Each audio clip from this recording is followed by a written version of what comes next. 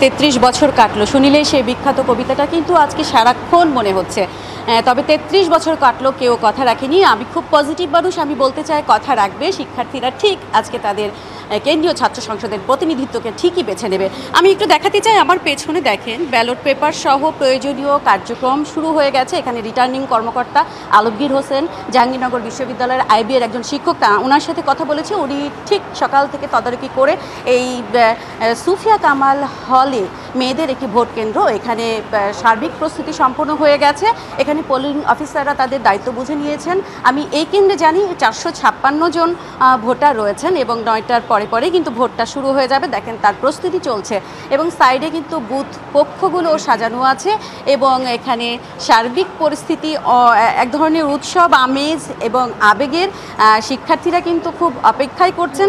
তবে যেহেতু 9টার থেকে ভোট গ্রহণ শুরু হওয়ার কথা, আর যেহেতু বিশ্ববিদ্যালয়ের শিক্ষার্থীরা রাজ্যে লেখাপড়া করে, হয়তো একটু সময় নিয়েই তারা ভোট কেন্দ্রে আসবে।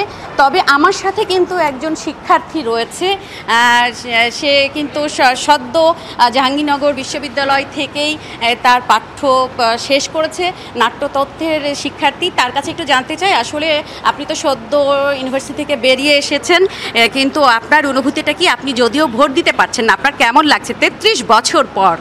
আপু, আসলে আমি খুবই জাকসু নির্বাচনের এই দিনটাতে নিয়ে খুবই এক্সাইটেড।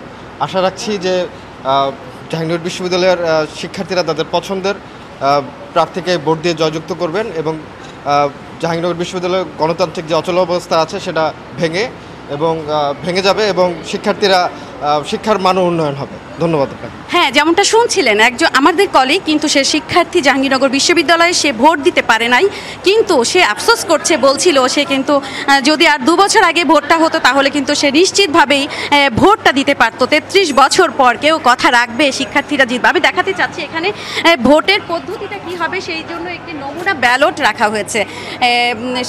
নমুনা ব্যালটে দেখানো হয়েছে যে কিভাবে ভোটটা দিতে হবে। এভাবে এই কেন্দ্রে কিন্তু 10টা বুথ রয়েছে।